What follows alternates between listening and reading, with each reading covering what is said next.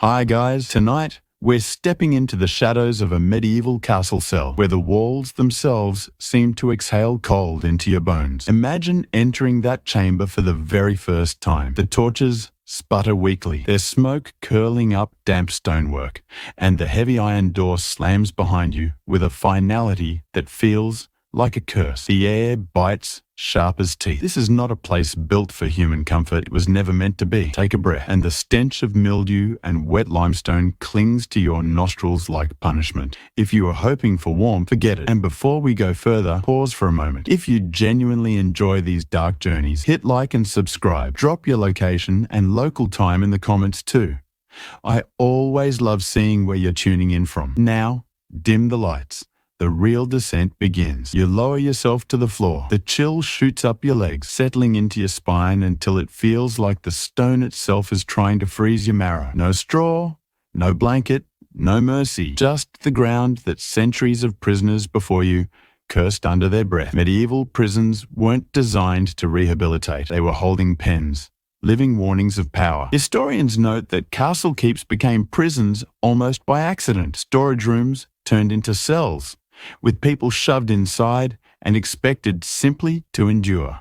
The Tower of London worked exactly this way. Damp walls, bitter cold, no thought of comfort. What we now call correctional institutions wouldn't exist for centuries. Back then, survival meant nothing more than enduring the night, one freezing breath at a time. And yet, some prisoners found strange companionship in their misery. They carved names into the walls, whispering to the etched letters as though the forgotten souls might answer back. Glance around at the scratched initials, and you almost feel less alone, though no warmer. Scholars still argue whether the cold was deliberate cruelty or simply the byproduct of stone and poor design. Thick walls trapped damp, narrow arrow slits funneled icy drafts. Perhaps it was architectural accident, or perhaps it was silent torture, crafted to break both body and spirit. Either way, your skin prickles, your breath clouds, and you wonder if you'll even live until morning. The soundscape is your lullaby.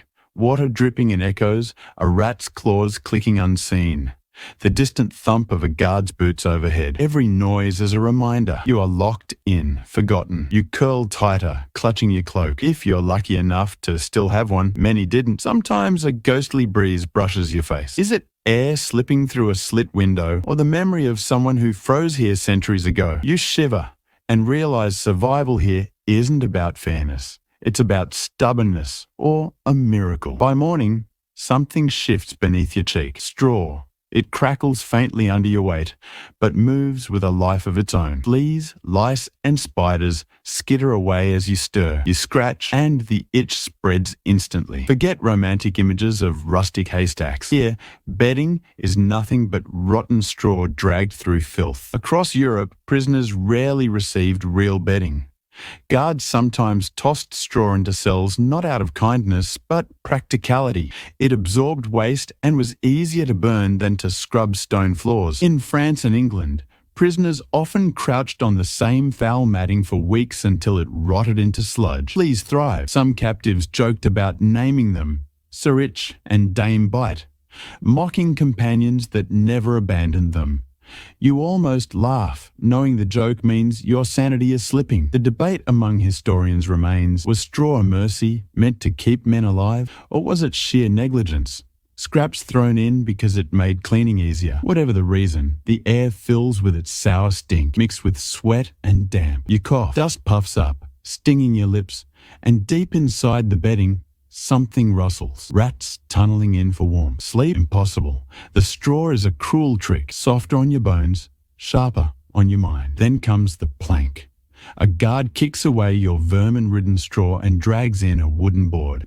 At first, it seems like an upgrade, but once you lie down, the truth bites. Splinters pierce your skin. The wood groans beneath you, warped, uneven, smelling of mold.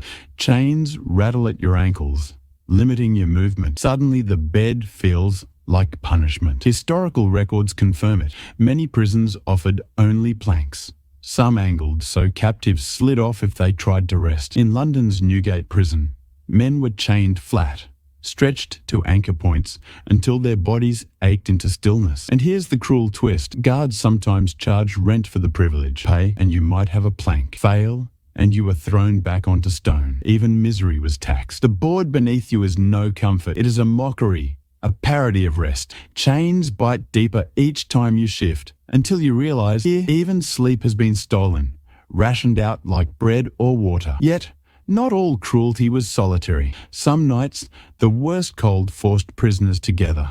At first, the presence of another body frightens you, but soon instinct wins. Humans huddle like livestock. Shoulder to shoulder with a stranger, you feel a trace of warmth return. Across Europe, records show the same. Families jailed together. Men packed so tightly they slept stacked like firewood.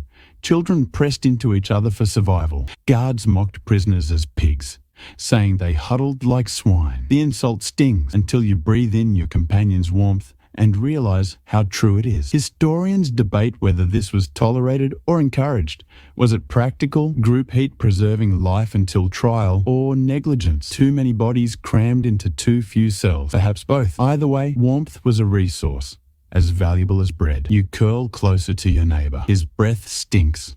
His body shivers, but his heart beats steady beneath your ear. It becomes a lullaby. The cold, for once, feels survivable. And for one fragile night, misery is softened by proximity. But you know the truth. Tomorrow, he may be dragged to the gallows, leaving only cold straw behind. Nothing in here lasts, not even companionship. Then, a shift. The air smells different. Not just mildew and sweat, but incense. A low hum drifts through the stone.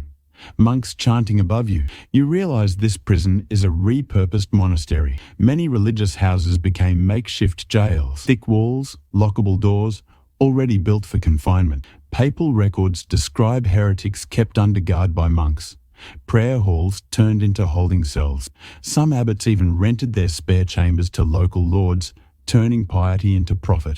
In one English priory, prisoners mocked the monks by shouting half-remembered chants back through the grates. Guards called it blasphemy. Some monks called it repentance. Scholars still argue. Did the monks pity the captives as lost souls or resent them as burdens? The evidence shifts between compassion and irritation. Never clear. You lie still, listening. The chant rises like waves, then cuts off into silence so sharp it feels like a blade. The beeswax scent of candles above drifts faintly into your cell, mixing with filth.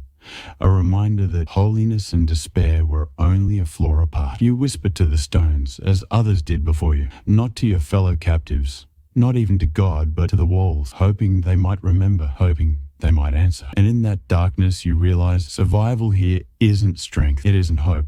It's simply the stubborn will to breathe, one freezing moment at a time. The first true torment of a medieval cell wasn't always the cold. Sometimes it was hunger. You wait, stomach twisting in knots, listening for the scrape of the guard's boots. Hours stretch. Finally, iron grinds against iron. The door opens just wide enough for a hand to shove something through. Not a meal, a mockery of one. A crust of black bread, hard as bone, and a wooden bowl slopping with liquid that barely deserves the name soup. It smells sour, thick with rot, as if it has already passed through another stomach before reaching yours. You hesitate, but hesitation is dangerous here. Hunger is a gnawing beast, and beasts do not wait politely. Most prisoners in medieval Europe survived on rations like this: moldy bread, thin gruel, or water that stank of the bucket it came from. Records from Newgate Prison in London note that inmates were expected to beg for food from relatives or kind strangers. No charity, then no sustenance. The state didn't care if you starved. And here's the quirky tidbit: some jailers saw profit in misery. They sold better bread, a warmer bowl of pottage, or even watered wine to those who could pay. The luxury menu of prison life. But if your pockets were empty, your belly was too. You tear into the crust, teeth aching at the effort. It scrapes your gums until they bleed. The soup sloshes down your throat with a bitterness that clings to your tongue. You gag, but still force it down. In this place, food isn't pleasure. It's survival, nothing more. Around you, the sounds of others eating fill the air. Slurps, crunches, even growls. You glimpse a man clutching his bowl like treasure, licking the wood after the last drop is gone. In the corner, two boys fight quietly over a crust no larger than your palm. Their whispers turn into whimpers and then into blows until one is left holding both halves, and the other sobs into his sleeve. You close your eyes. Hunger has no pity here. But food was never the only tool of control. Sometimes punishment came dressed as ritual. A guard appears, dragging chains. He doesn't need to speak. Everyone knows what this means. Someone has broken a rule, or worse, simply angered the wrong man. Punishment cells existed in many castles. Darker, smaller chambers carved into the foundations, sometimes little more than pits. In the Tower of London, one infamous cell called Little Ease was built so small a man could neither stand nor sit nor lie down.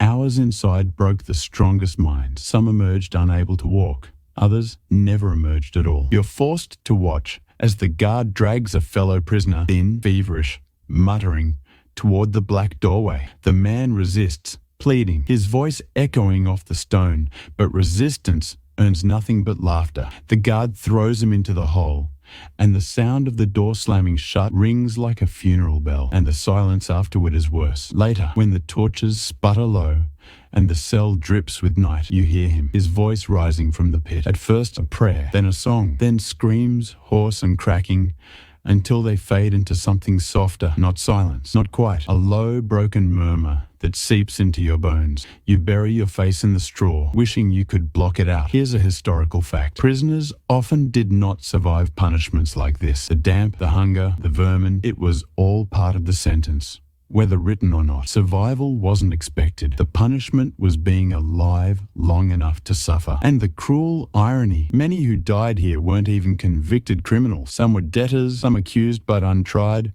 some simply unlucky enough to offend the wrong noble. You realize then, your fate doesn't depend on guilt or innocence. It depends on whether someone, somewhere, still remembers you exist. But the nights drag on, and with them, something worse creeps in. Not cold, not hunger, not even the fleas. Boredom. In these cells, time is the final executioner. No bells ring for you, no clocks.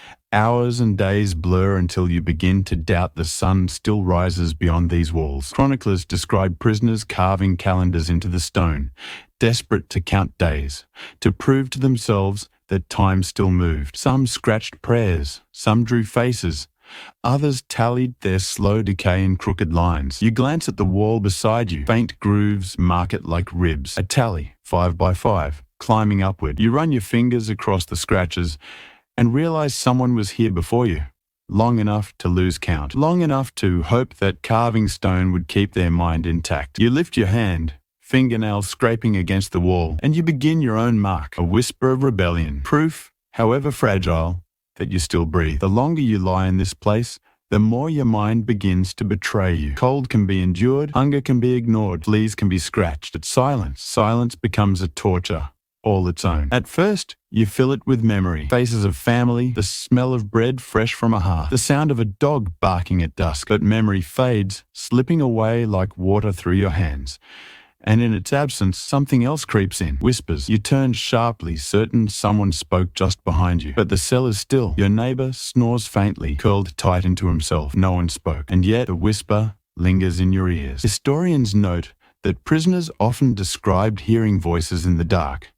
Some claimed it was demons, others said it was saints or angels. But physicians of the age wrote it off as melancholia, the brain rotting from idleness. One French chronicler described prisoners who laughed hysterically at nothing until their bodies starved beneath them. You press your palms against your ears, trying to silence the sound. For a moment it works. Then you hear something worse. A child's laughter, light and distant, drifting from the corner of the cell where no child sits. You squeeze your eyes shut. This is how the mind collapses. Not with a scream, but with a whisper. To fight the madness, some prisoners carve. You take a sharp pebble from the floor and scratch another mark into the wall, then another. The sound comforts you, proof that you still command something, however small. You trace shapes, crosses, faces, letters half forgotten. Soon the wall holds your story, etched in shallow grooves. Archaeologists have found such graffiti across Europe.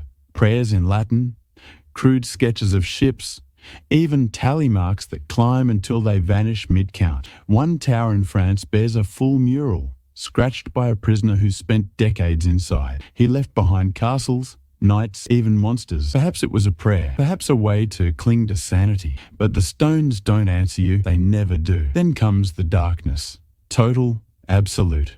The torches outside sputter and die. The cell swallows every glimmer. You wave your hand in front of your face and see nothing, not even the faintest blur. Here's a fact. Most medieval prisons were lit poorly, if at all. Candles were expensive. Oil too. Light was a privilege, not a right. Some prisoners lived in near total blackness for months, even years.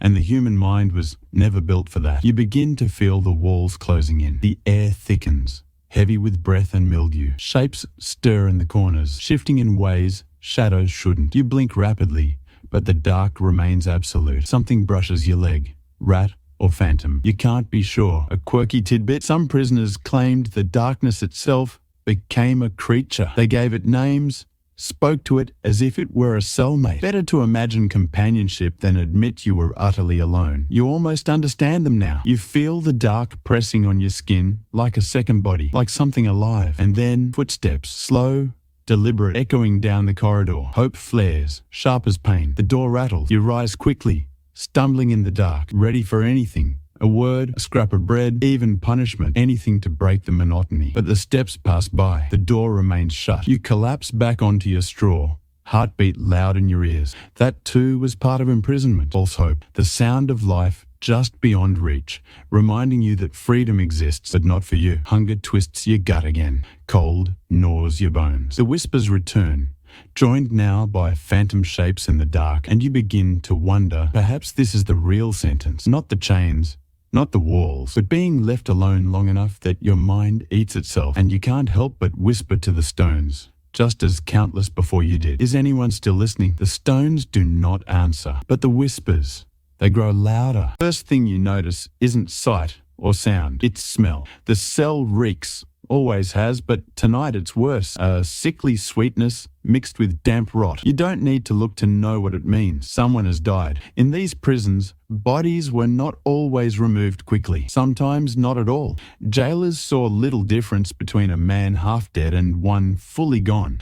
Records from the Fleet prison in London describe corpses left among the living until rats grew bold enough to drag scraps of flesh across the floor. You press your sleeve to your face, but it doesn't help. The air is thick, clinging, foul. Every breath tastes of decay. Somewhere in the dark, a body shifts unnaturally, a rat tugging at it or gases escaping from the gut. You don't know which is worse. Disease thrives here. The straw beneath you is soaked with urine, crawling with lice. Fleas bite until you bleed, and the wounds fester. Soon, sores rise across your skin, red and angry, hot to the touch. You hear coughing around you, wet, rattling coughs that never stop. The chronicles speak of jail fever. Today, we know it as typhus, spread by lice. It killed more prisoners than executions ever did.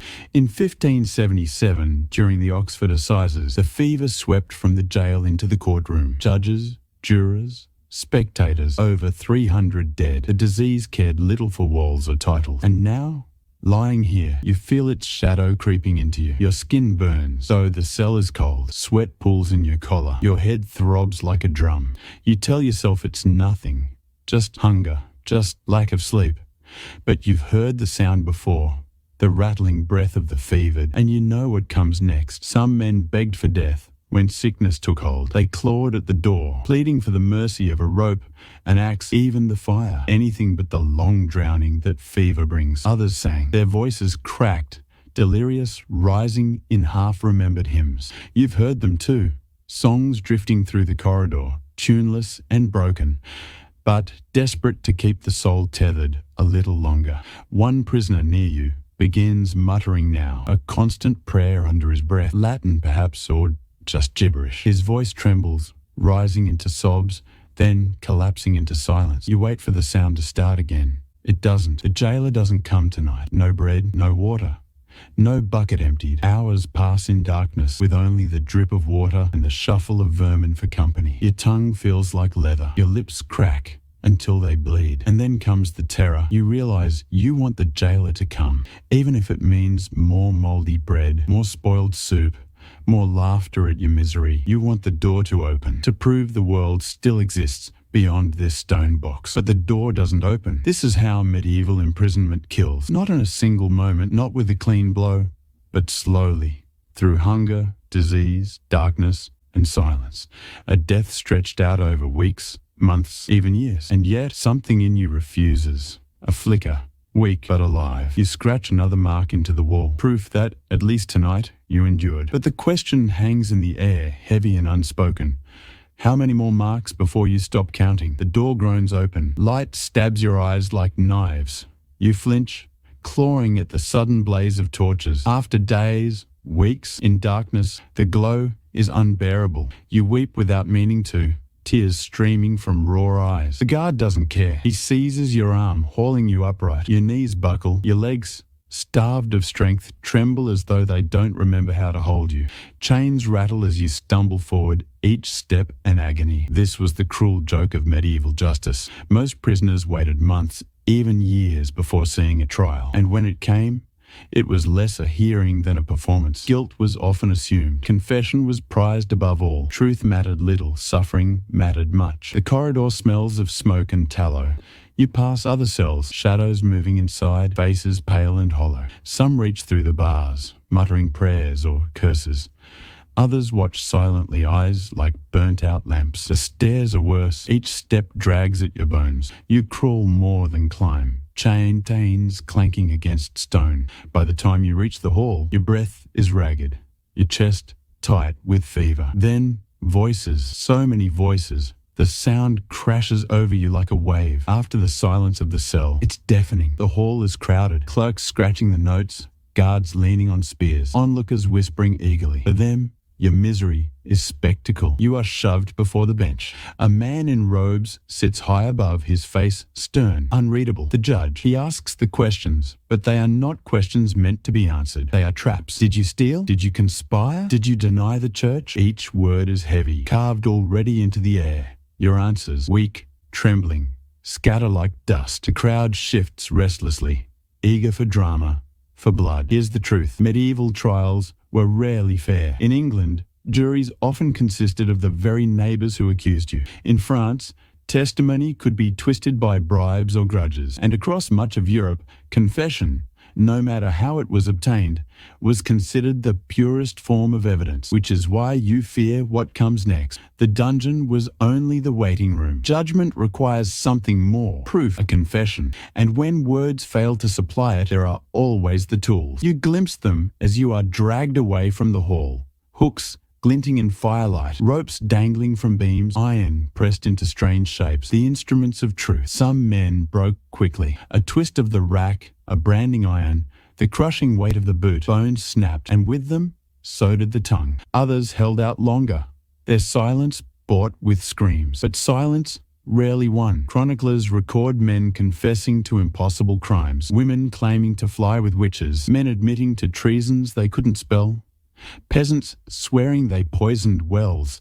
simply because the pain left no room for thought. Once spoken, these words became gospel. The record did not care about the rack marks on your wrists. You know this as you are shoved into the chamber. The walls drip with heat, shadows dancing across iron tools. The torturer stands waiting, his face blank, his hands steady. For him, this is not cruelty, it is procedure. He doesn't ask if you're guilty. He asks only this: are you ready to confess? Your mouth is dry. Your body trembles. Somewhere in the back of your skull, the whispers return, and you realize the truth. The cell wasn't meant to kill you. Not yet. It was meant to prepare you for this. The air in this room is different, heavier. It smells of smoke, sweat, an iron that has been heated and cooled 100 times. The walls are close, lined with shadows that look like they want to lean closer and watch. At the center, the rack waits. A simple frame, wood, rope, and wheels. Brutal in its honesty. The jailer gestures, and the guards drag you forward, laying your body upon the boards.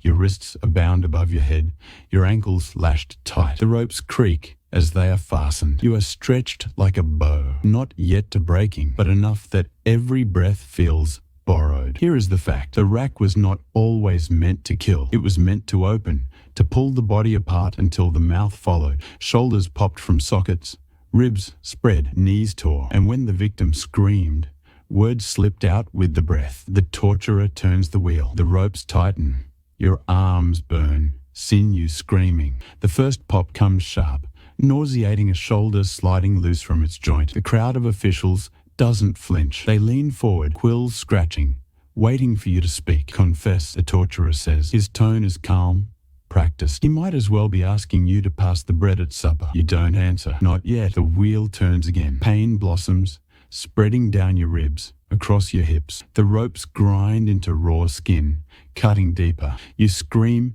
until your throat tears. The sound bounces off the stone, swallowed by the walls. Here's another grim truth. Confession under torture was considered perfectly valid. Judges knew men lied under pain, yet still accepted the words. Better a false confession than none at all. It kept the machinery turning, the records filled, the crowd satisfied. And so you are asked again, did you steal? Did you conspire? Did you betray the church? Your mind fractures beneath the questions. Yes?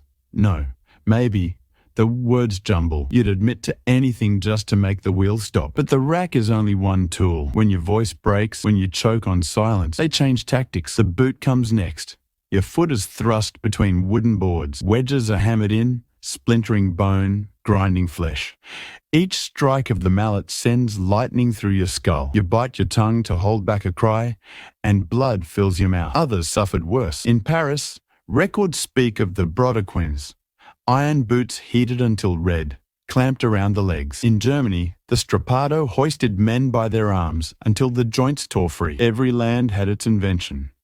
All of them had the same goal: words. At last, broken and sobbing, the words spill out of you. Yes, I did it. I confess. It doesn't matter what you confess to. Theft, treason, heresy, witchcraft. The scribe writes it all down, careful and neat. The truth is irrelevant. What matters is that the wheel has done its work, that the ink dries with your name beneath the charge. The torturer releases the ropes. Your body crumples into a heap. Joints loose, muscles screaming. You fall to the floor like a puppet with its strings cut. The judge nods once, satisfied. The officials close their books. The guards drag you back toward the cell. Not gently, not cruelly, just efficiently. And as the door slams shut behind you once more, you realize this. The torture chamber was not the end. It was the middle. The end is still waiting. The morning comes not with sunlight, but with sound. Boots, chains, keys rattling against iron. The door opens, and the guard doesn't need to speak. His look is enough. You know, the wait is over. Your body refuses at first. Every joint screams from the rack, your shoulders hanging loose, your legs unsteady as straw. But the guards lift you by the chains, half dragging, half carrying you through the corridor you once thought endless. And then it hits you. Light, not the torchlight of hallways, not the smoky glow of candles, but daylight, pure and unblinking. For a moment you are blinded, tears running down your face. You forgot the sky was so wide. You forgot air could taste like wind. But freedom is an illusion, because waiting beyond the walls is the crowd. In the Middle Ages, execution was not hidden. It was theatre. Townsfolk gathered in their hundreds, even thousands. Merchants closed their stalls. Mothers brought children on their shoulders. Beggars fought for a place near the front. For them, your death is spectacle, warning, entertainment. You hear them long before you see them. The hum of voices, the hiss of whispers, then the jeers. They point, they spit, they call you thief, traitor, heretic. Some throw rotten vegetables, others scraps of dung. The guards do not stop them. The walk of shame is part of the punishment. At the square, the stage awaits. In England, perhaps it is the gallows, thick rope swaying above a wooden cart. In France, the sword gleams, ready for a single stroke. In Germany, a wheel waits, our iron-bound, merciless, where bones will be shattered before death. And for heretics or witches, the stake stands tallest, wrapped in dry kindling that cracks beneath your dragging feet. Each land had its chosen method. Each method promised the same end. You are shoved to your knees. The crowd roars. The priest comes forward. He mumbles words meant to save your soul, though his eyes never meet yours. His voice is drowned by the mob's noise. Some cheer, some laugh, some pray.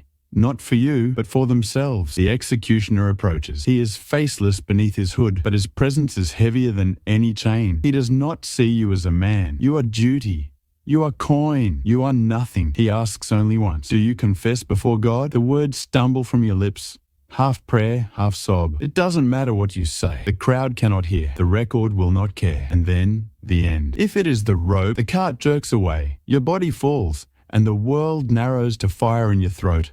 Blackness rushing in. If it is the sword, the blade sings, and the earth rises to meet you in a single flash of steel. If it is the wheel, Bones break like kindling, the pain endless, until mercy comes hours later. If it is the stake, the flames kiss your feet, crawl upward, and the smoke becomes your final breath. Whichever path, it all ends the same. The crowd cheers, the record closes, the stones of the prison wait patiently for the next name, the next body, the next story. And your tally marks on the wall, they stop where you left them. Proof you were here. Proof you endured until you didn't. The crowd disperses slowly, like a tide retreating from shore. Children chatter about what they saw. Merchants pack up their stalls. Priests fold their vestments, and the executioner wipes his blade or coils his rope. And you are gone, but your body remained, an object, not a person. In some towns, the corpse was left hanging at the crossroads, swinging gently in the wind, a warning to all who passed. Disobey the law, and this is your fate. Birds peck at your flesh. Dogs sniff at the ground beneath. Elsewhere, heads were displayed on spikes above the city gates, lips stretched in a final rictus, eyes staring at travellers entering the town. London Bridge became infamous for its forest of skulls. Rebels, traitors, thieves, all reduced to bone, all forgotten except as grisly decoration.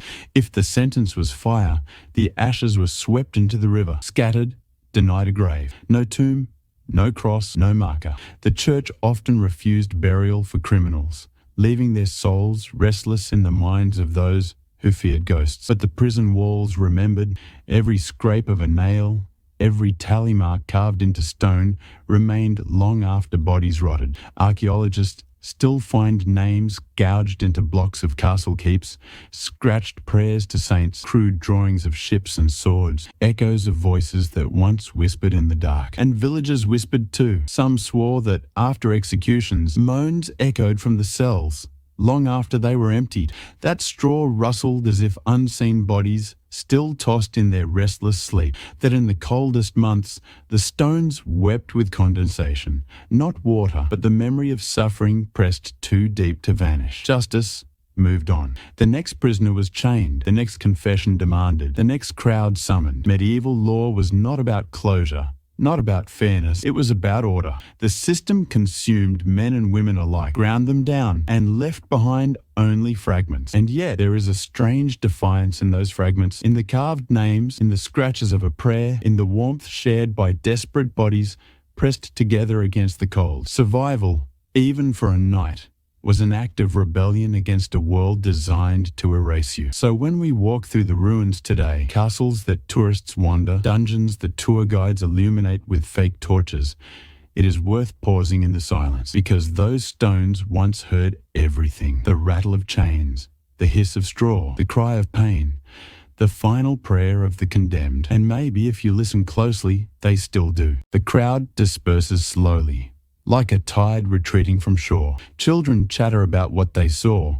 Merchants pack up their stalls. Priests fold their vestments, and the executioner wipes his blade or coils his rope. And you are gone, but your body remained, an object, not a person. In some towns, the corpse was left hanging at the crossroads, swinging gently in the wind, a warning to all who passed. Disobey the law, and this is your fate. Birds peck at your flesh. Dogs sniff at the ground beneath. Elsewhere, heads were displayed on spikes above the city gates, lips stretched in a final rictus, eyes staring at travellers entering the town. London Bridge became infamous for its forest of skulls. Rebels, traitors, thieves, all reduced to bone, all forgotten except as grisly decoration. If the sentence was fire, the ashes were swept into the river, scattered, denied a grave. No tomb, no cross, no marker. The church often refused burial for criminals, leaving their souls restless in the minds of those who feared ghosts. But the prison walls remembered. Every scrape of a nail, every tally mark carved into stone remained long after bodies rotted. Archaeologists still find names gouged into blocks of castle keeps, scratched prayers to saints, crude drawings of ships and swords, echoes of voices that once whispered in the dark. And villagers whispered too. Some swore that after executions, moans echoed from the cells, long after they were emptied. That straw rustled as if unseen bodies still tossed in their restless sleep, that in the coldest months the stones wept with condensation, not water, but the memory of suffering pressed too deep to vanish. Justice moved on. The next prisoner was chained, the next confession demanded, the next crowd summoned. Medieval law was not about closure,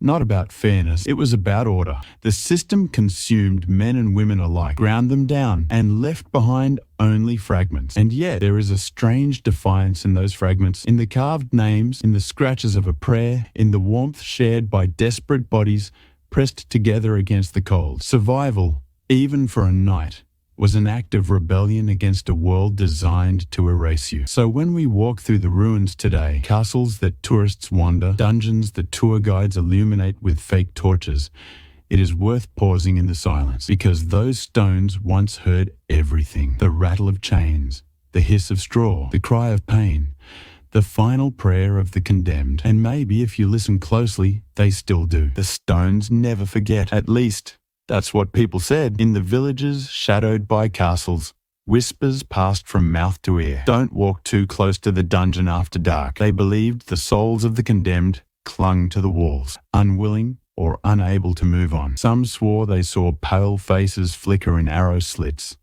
eyes glimmering like dying coals. Others spoke of muffled screams carried on winter winds, even when no one was inside. The guards themselves were not immune. Men hardened by years of service claimed that on certain nights, especially after an execution, they heard chains rattle in empty corridors. The sound was always faint, just enough to prick the hairs at the back of the neck. And though they laughed in daylight, many refused night duty near the cells. A mainstream fact. Medieval chroniclers occasionally recorded tales of hauntings in dungeons. Monks in France described the restless wailing of the unjustly condemned beneath their abbeys. In England, stories spread of phantom footsteps pacing endlessly, as if prisoners continued walking their tiny cell long after death. And here's the quirky tidbit. In some towns, people believed straw bedding kept the dead bound to the earth. If a prisoner died on straw instead of stone, the fleas and vermin became spiritual anchors, tying the soul down. It wasn't unusual for guards to burn bedding after an execution, not out of hygiene, but out of fear or of human cruelty. No one agrees, but the silence feels heavy, as though someone is always watching. And perhaps in a way they are, because every carved initial is a ghost. Every tally mark is a story. Every stone remembers what men tried to forget. Night falls fast over the castle. The stones hold the day's heat for only a moment before surrendering to the chill. The corridors empty. The guards retreat to their chambers. The torches gutter low. And then silence. But silence is never empty. Those who linger near the dungeons say it is a living silence, a silence that listens, a silence broken by sounds that should not be there. The scrape of nails against stone, the whisper of breath close to your ear, the slow, steady drag of chains, as though someone unseen shuffles endlessly in circles. Medieval people believed these were not tricks of the mind, but souls in torment. If a prisoner had confessed falsely, if he had died unshriven, if heresy or witchcraft had clung to him in his last breath, then his soul was thought to wander, trapped between the earth and the grave. A dungeon, soaked in misery, became a natural snare. Chroniclers tell of monks hearing voices during midnight prayers, strange words in forgotten tongues. Some claimed they smelled burning flesh when no fire had been lit. In Germany, villagers spoke of a red prisoner, a phantom wrapped in blood-soaked rags who appeared before wars or plagues as an omen of disaster. In France, guards swore that when straw bedding smouldered in the dark, the souls of the condemned were rising with the smoke. And then there were the stories no one wrote down, but everyone whispered. The cell that never warmed, no matter how many torches you carried. The barred door that rattled as though someone inside still clawed to get out. The footsteps that followed you up the stairwell, always stopping when you turned. Travelers passing ruined castles sometimes reported seeing figures at the windows. Not guards, not nobles, but ragged shapes with hollow eyes, staring down at the road. No one dared call out to them, because to acknowledge them was to invite them closer. A mainstream fact. Even today, historians acknowledge that dungeons and prisons are often at the centre of ghost lore. The Tower of London boasts dozens of ghost stories, from the White Lady said to wave from barred windows, to the echoes of Anne Boleyn's footsteps after her beheading. Whether true or not, such legends survive because they fit the atmosphere. And here's the quirky tidbit. In some parts of Eastern Europe, ruins of old prisons were deliberately sealed with holy water and salt, as though the stones themselves needed exorcism. Peasants feared that if left unchecked, the restless dead might slip free, bringing madness or death to the living. You stand in such a ruin now. The air is damp, the torch sputters, your skin prickles, though no wind moves. Somewhere, water drips in a steady rhythm, but then the rhythm falters. It becomes irregular, too deliberate, too human. You lift the torch. The shadows leap across the walls, and in that flicker, you swear you see it. Marks, fresh and jagged, scratched into the stone. Not centuries old, not faint, but new, as if the prisoner who made them never truly left. Your torch flares once, then sputters. The flame bends as though caught in a draught, but the air here is dead, heavy, unmoving. You hold your breath and listen. At first, there's only the drip, drip, drip of water. Then another sound, a rasp, low, ragged, like breathing. You turn sharply. The cell is empty. Its straw bedding rotted away centuries ago. Its chains rusted to brittle wire. But the sound continues, faint, steady, behind you now. You swing the torch again. The light licks the walls and your heart skips. There, etched into the stone, are words, Latin letters, half scratched, half gouged. A prayer. Miserere me, Domine. Have mercy on me, O Lord. But the edges are wrong. Too sharp. Too new. As though someone carved them just hours ago. In medieval times, prisoners often scratched prayers, curses or names into their cell walls. Archaeologists still find them today. Crosses, initials, desperate pleas to saints. They were meant to bind the prisoner to heaven, to remind God not to forget them in the dark. But when you see them now, glowing in firelight, you wonder, what if they worked in reverse? What if those carvings tethered the soul not to heaven, but to this place? The breathing stops. The silence folds over itself. Then iron scrapes. Chains drag. Somewhere deeper in the corridor, the sound rises. Not faint this time. Louder. Closer. You tell yourself it's memory, echo, imagination. But the flame trembles. The stone floor vibrates. And then, from the cell opposite, two pale hands grip the bars. Hands where no body should be. Fingers too thin. Skin too stretched. They curl slowly, as if testing the iron, as if straining to pull the door open. The torch flares again, and the hands vanish. Only rusted bars remain. Even today, ruins of medieval prisons are often sites of ghost hunts. Paranormal investigators claim to capture voices, whispers, moans, even screams when no one is present. Skeptics call it wind in the stone, or tricks of the ear. Believers say the souls of the condemned still wander, bound by unfinished prayers, unshriven sins, and broken justice. And whether you believe or not, one truth remains. Step into a dungeon after dark, and you will feel it. The cold that is not weather, the silence that is not empty, the presence that will not leave you alone. The torch burns low now. You hear footsteps in the dark, and for the first time tonight, you realize they are not yours. They are not. The footsteps draw closer. One, then another, slow, deliberate. Not the scurry of rats, not the echo of dripping water, but human. Your chest tightens. The air grows heavier, harder to breathe. You hold the torch high, its flame stretching shadows long across the walls. And then you see it. At the end of the corridor, a figure stands, thin, wrapped in tatters that drag across the stones. A face hidden in shadow, except for the eyes sunken, pale, and burning, with a sorrow that feels older than the castle itself. It doesn't move, not yet, it only watches. Medieval villagers swore that dungeons birthed such phantoms, souls chained to the site of their suffering. They called them mortui vigilantes, the watchers of the dead. Some said they begged for release. Others claimed they hungered for company, dragging the living down into their endless misery. The figure lifts its hand. Long fingers extend, trembling, as if pleading, and in a voice that seems to echo from the stones themselves, you hear a whisper, "Finish my prayer." The words strike you cold. You look at the wall again, at the scratched plea, "Miserere me, Domine."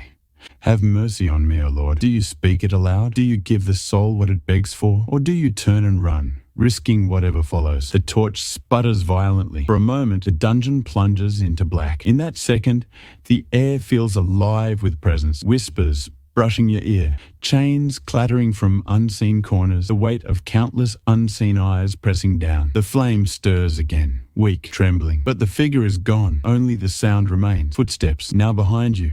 Some say that when you leave a dungeon, you never leave alone. That once you've heard the chains and prayers of the dead, they follow you, step for step, waiting for the night you are weakest, waiting for the moment your own breath falters. Because in the medieval mind, the boundary between the living and the dead was as thin as a prison wall. And sometimes, just sometimes, that wall still cracks. The footsteps stop, the silence returns. But you know you are no longer the only one in the dark. You run. The corridor twists. The stones damp beneath your hands as you push against the walls for balance.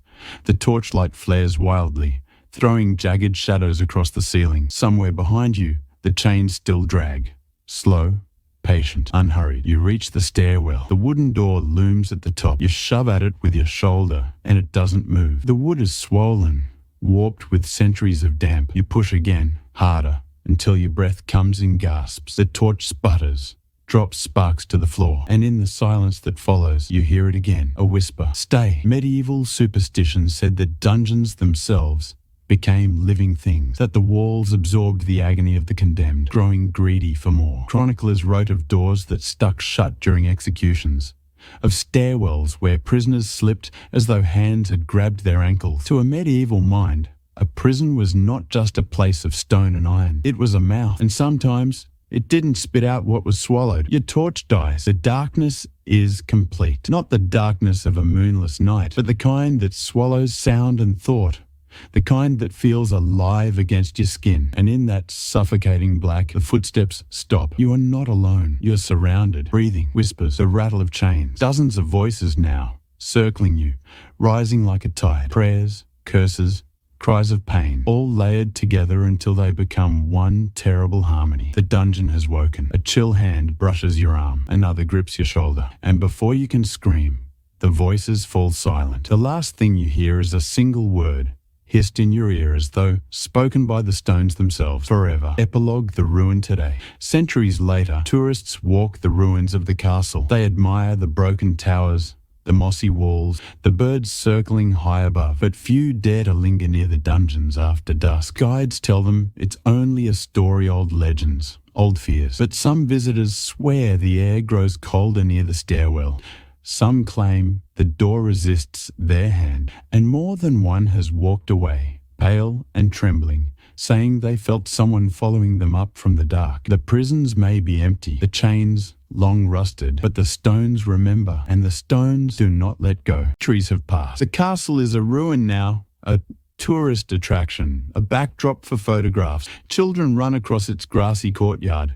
Couples lean against the old walls, smiling for cameras. The dungeon door is just another stop on the guided tour, at least in daylight. But at night, things are different. There is a caretaker, an older man hired to lock the gates after the last visitors leave. He's done it 100 times. But he never lingers. He avoids the lower halls if he can. Still, some nights a wind rattles the shutters, and duty pulls him down with a lantern in hand. He says he doesn't believe in ghosts, but he walks faster near the stairwell. And once, just once, he swears the dungeon door opened on its own. The lantern shook in his hand as he peered down. The air was cold, too cold for summer. And there, drifting upward from the black, came the sound. Chains dragging, slow, deliberate, unhurried. In the official record, the caretaker laughed it off. He told the local paper it was probably water echoing in the stones, but he never went back down alone. Visitors today tell their own stories. Phones flickering, batteries draining, sudden cold spots near the walls. Some even claim they've caught whispers on recording, Latin prayers, muttered curses, cries for help. Skeptics call it imagination. Believers call it proof. But either way, everyone agrees. Once you've stood at the mouth of the dungeon, once you've felt the silence press against your chest, you carry it with you, because maybe the souls of the condemned are still there, or maybe the stones themselves have learned to speak. Either way, the message is the same. Step too close and you are not just visiting history, you are part of it. A group of visitors gathers at the top of the stone stairwell, their sneakers squeaking faintly against ancient steps polished smooth by centuries of feet. The guide A cheerful young woman with a laminated badge clipped to her coat tells them the story. These cells, she says, tapping her flashlight against the wall, date back to the 13th century. Prisoners held here often carved their names into the stone. You'll notice some of them are still visible if you look closely. Her voice bounces off the walls, too bright, too casual. It doesn't fit the space. The tourists laugh, shuffle forward, pull out their phones. Someone shines their camera light over the gouged initials, tracing them with a fingertip. The grooves feel deeper than expected, as though the stone resisted the passage of time, but not the desperation of a human hand. One boy, teenage, restless, runs ahead. Bet it's haunted, he says, grinning. The others chuckle. But when his flashlight beam cuts across the far corner, he freezes. Hey, he whispers. What's that? At first, it looks like a shadow. Just a deeper patch of black where the light doesn't reach. But as the group gathers around, the shadow seems to shift. Its edges curl like smoke, then dissolve back into the wall. The guide clears her throat. Moisture, she says quickly. Cold air, condensation. Stone plays tricks on the eyes, but her own hand trembles against the torch. The group moves on, but a young woman lingers behind. She kneels, brushing her palm against the damp straw piled in a shallow pit. It crumbles at her touch, brittle yet oddly fresh, as though it had been placed there only days ago. She wrinkles her nose. The straw smells not of dust, but of rot, sour and sweet, like fruit left too long in the sun. Then, faintly, she hears it. Not chains, not dripping water, but breathing. Slow, heavy, close. She jerks her head up. The group has already turned to the corner. The stairwell is out of sight. For one terrible moment, she is alone. Her phone light flickers, dies. In the silence, the breathing continues, and then she feels it. A warmth on her cheek, a whisper at her ear. Words she can't understand, but the tone is unmistakable, pleading, desperate, as if someone is begging her not to leave. That night, long after the tour has ended and the castle gates are shut, the young woman lies awake in her hotel bed. She should feel safe now, but sleep refuses to come. Every time she closes her eyes, she hears it again.